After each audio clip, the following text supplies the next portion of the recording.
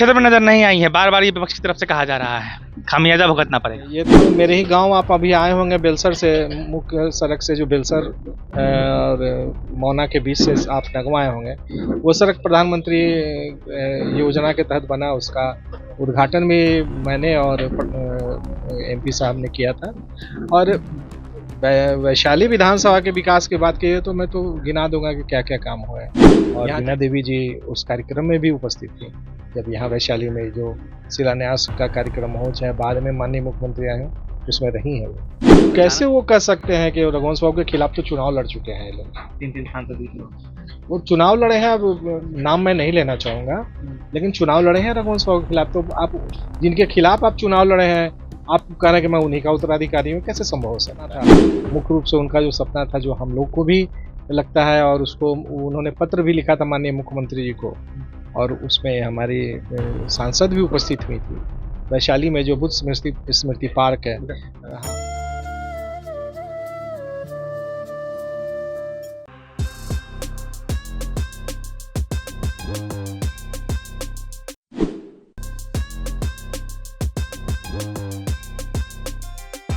नमस्कार, प्रकाश चंद्र और आप देख रहे हैं प्रकाशवाणी। वैशाली लोकसभा क्षेत्र का वैशाली विधानसभा है ये, और यहाँ से इस बार जो लड़ाई है लोकसभा चुनाव को लेकर, वो सीधे सीधे आरजेडी बनाम जो एनडीए का गठबंधन है उसमें है।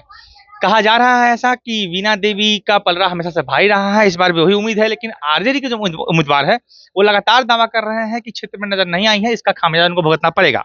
हमारे साथ इस वक्त वैशाली विधानसभा के विधायक हैं सिद्धार्थ पटेल, जिनसे बात करेंगे। पहले बहुत बहुत स्वागत है। बहुत धन्यवाद। क्षेत्र में नजर नहीं आई है, बार बार ये विपक्ष की तरफ से कहा जा रहा है, खामियाजा भुगतना पड़ेगा। हम लोग कार्यकर्ता हैं एनडीए के, तो मुझे लगता है कि जो विधायी कार्य होते हैं, एक विधायक या सांसद को अपने क्षेत्र की जनता की भावनाओं के साथ साथ विधायी कार्य जो होते हैं, संसद की हो या विधानसभा की हो, करना होता है। तो उसमें भी समय देना होता है, और जनता के बीच भी जाकर उनकी समस्याओं को सुनना प्राथमिकता होती है। और बीच में कोरोना काल में जो गैप हुआ, तो इस वजह से थोड़ी सी जनता से दूरी रही। लेकिन सब ठीक होने के बाद तो जनता के बीच आई। लेकिन अगर जहाँ नाराजगी है, हम लोग जनता के बीच जा रहे हैं, और उनके कार्यकर्ता जनता से दूर नहीं हुए हैं, जनता के साथी हैं, जनता के बीच है। और जो समय पर वो सब ठीक हो जाएगा, जहाँ भी कोई कमी है, और लोग एनडीए को वोट करेंगे। माननीय प्रधानमंत्री जी के नेतृत्व में भारत आगे बढ़ेगा। ये बार बार कहा जा रहा है कि वैशाली जो लोकसभा क्षेत्र है उसमें काम नहीं हुआ है। आपकी नजर में कौन कौन से काम हुए हैं जो जनता को बताना चाहिए, जो शायद उनको अवगत ना हो? नहीं, काम जितने काम हुए हैं, ये तो मेरे ही गांव आप अभी आए होंगे बेलसर से, मुख्य सड़क से जो बेलसर और मौना के बीच से आप नगवा आए होंगे। वो सड़क प्रधानमंत्री योजना के तहत बना, उसका उद्घाटन भी मैंने और एमपी साहब ने किया था। और वैशाली विधानसभा के विकास की बात की तो मैं तो गिना दूंगा कि क्या क्या काम हुआ है यहाँ। विधायक फंड से हुआ ना, विधायक के अंतर्गत नहीं, विधायक सांसद की बात हो रही है। सांसद मत से भी काम हुए हैं, और जो भी भारत सरकार से जितनी योजनाएं आ रही हैं, एमपी साहब जो हमारे निवर्तमान सांसद हैं, उन्होंने वैशाली को उसका उचित भेजा है, जो उनके माध्यम से होना था। एक आखिरी सवाल है जो हमने उनसे ही पूछा, आपसे ही पूछना चाहेंगे कि रघुवंश प्रसाद के का हर कोई जिक्र कर रहा है, विपक्ष भी कह रहा है कि हम उनके कामों को आगे बढ़ाएंगे, वीणा देवी भी कह गए कि हम उनके कामों को आगे बढ़ाएंगे। आप यहाँ के विधायक हैं, आप जब विधायक नहीं थे तब से आप एक्टिव है पॉलिटिक्स में। रघुवंश बाबू का असली उत्तराधिकारी आप किसे मानते हैं? कौन है जिस पर जनता भरोसा करता है?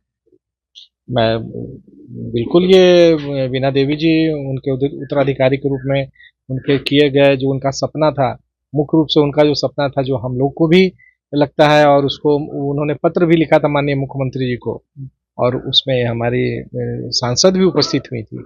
वैशाली में जो बुद्ध स्मृति पार्क है, हाँ, जो पटना संग्रहालय में जो बुद्ध की अस्थि कलश रखी, उसको जो रघुवंश बाबू का मांग था कि उसको वैशाली में ही आना चाहिए, तो इसको लाने का काम किया। इन्होंने भी मांग रखी, रघुवंश बाबू ने तो किया ही था।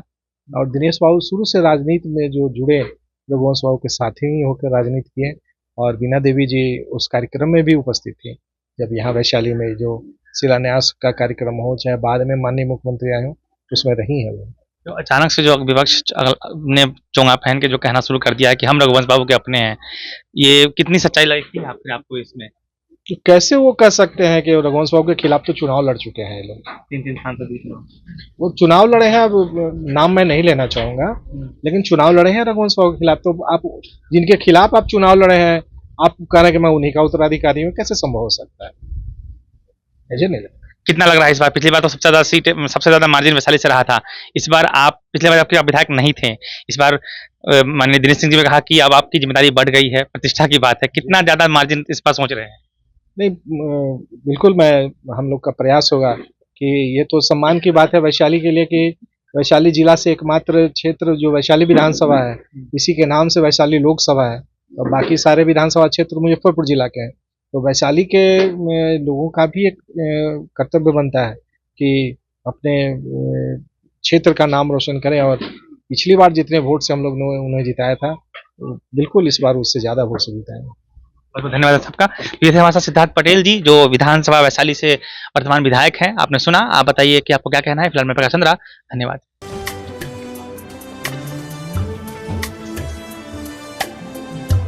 जय बिहार सरसों तेल, सस्ता नहीं, कुछ अच्छा खाइए।